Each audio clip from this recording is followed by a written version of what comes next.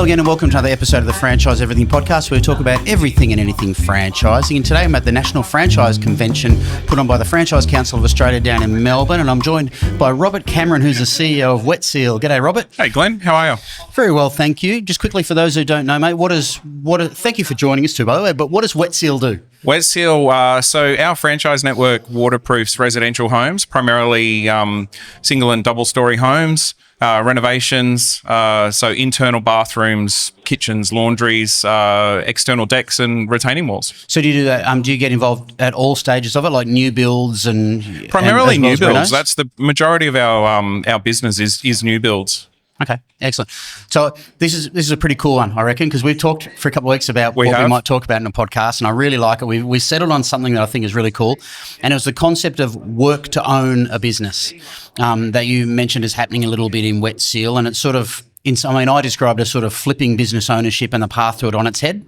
So what's the concept broadly that's happening there at Wet Seal? Yeah, so the concept, I've been with Wet Seal for 5 years.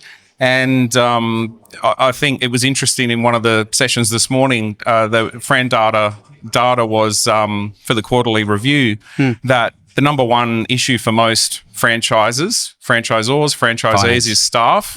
And the second one is for franchisors, recruiting franchisees. So it's quite relevant. And financing is number three. So we...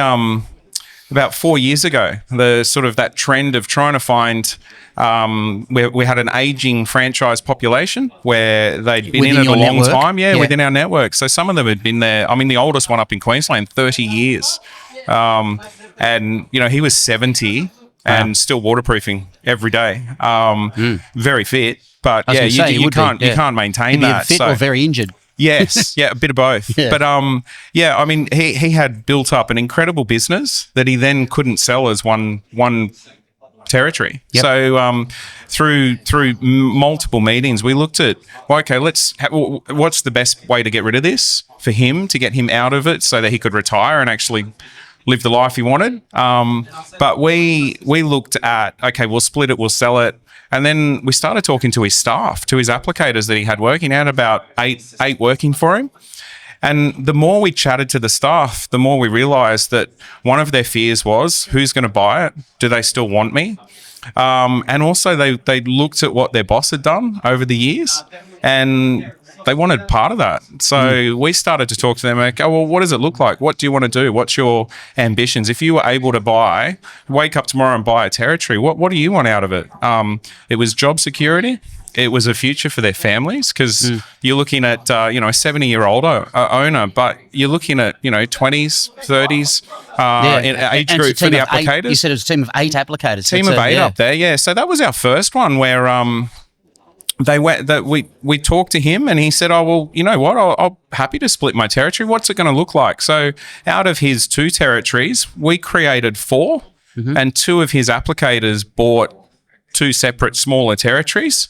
And last year, so that was in 2022, and last year, one of those applicators that had been working for him for 9 years, he won Franchisee of the Year for Queensland. Wow. So, just a really good story. And from a brand point of view, as a franchisor, the risk is negated as to, we're going to bring someone new in. It's not someone new at all, is it? Not someone new.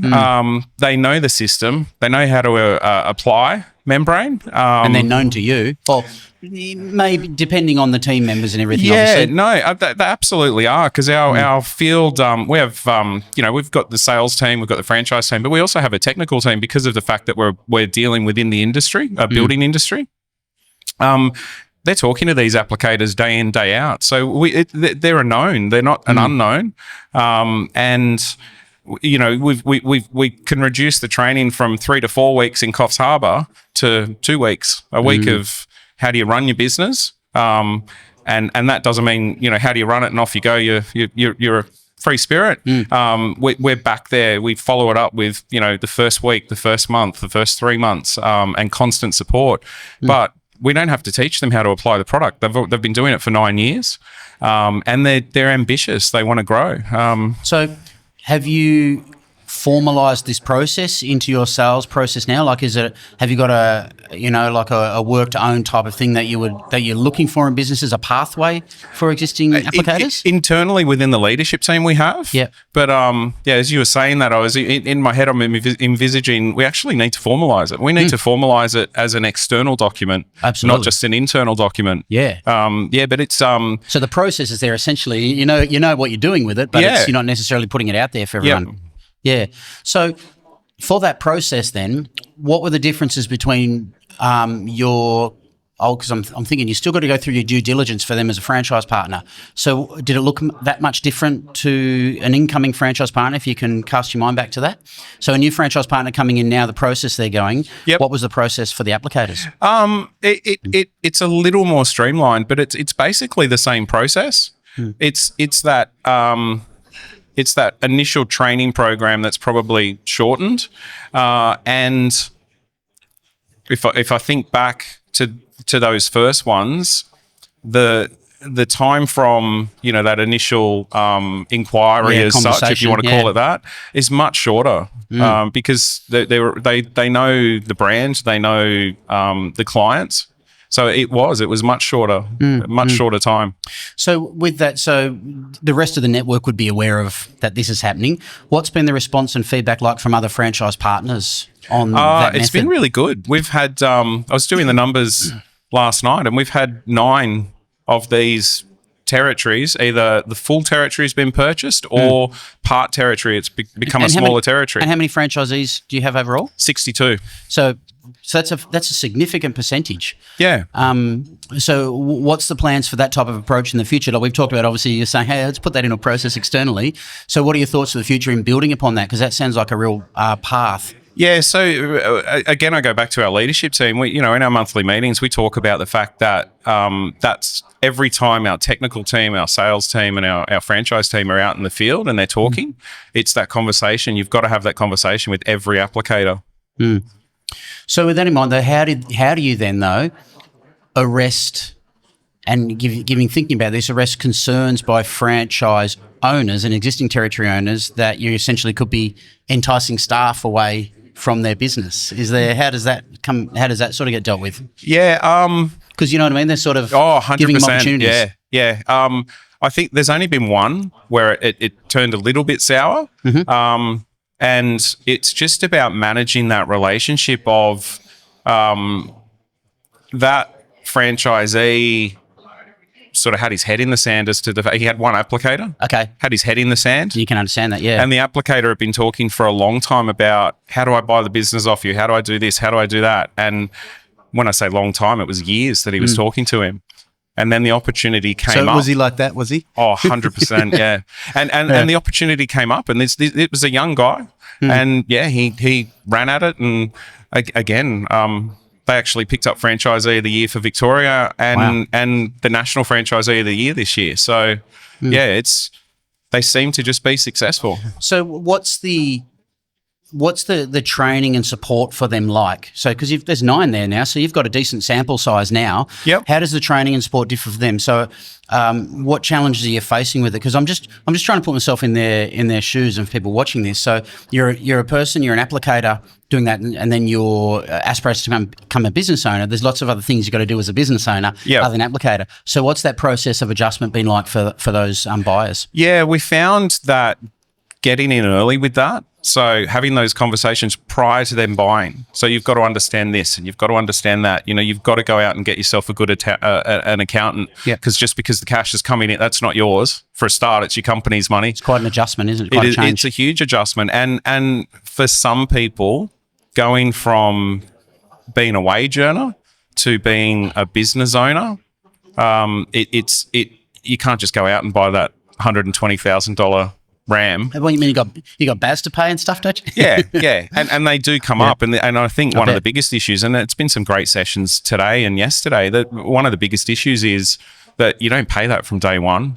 So you've got to, we have to come in early and say to them, you've got to be putting money aside. And I think part of our system, Glenn, is we have quite a unique franchising system where we actually collect the money on behalf of the franchisee. we withhold the royalty, and we also we allow them to opt into a contra system where we say your average material use per job is this percentage. Mm-hmm. We'll hold that in trust for you, and we'll pay all your bills. But it's their money. They can pull it out at any stage. I really like that. And I've always thought for a number of years now that the future in competitive advantage, if you want to keep on building competitive advantages in franchising, keep providing things that you can't get as an independent thing, because you've got to give reasons why you would go franchise other than independent. And I think one of those, yes, it's a bit more work and process, but managing all their accounts and payments and everything for them, I think has so much upside. For so many, and they can just get on with doing the business. And it's a good point you make. It is extra work, but the beauty of it is it's extra work for us as a franchisor, but it's less work for them as a franchisee. Yeah. And that work can be funded and charged for. So there can also be, whether you are or not, I can't speak for your system, but it's not like it's a fee for service. You know, you're actually doing something for them that they would have to be paying bookkeeper for anyway. Exactly. And it just reduces what they need to spend themselves in their everyday business. They don't need that bookkeeper to be doing as much as what a tradie out there on his own would have to do. Absolutely. Excellent, mate. Well, I love that initiative, and I reckon we'll see more work to own type of stuff coming from you for sure going forward.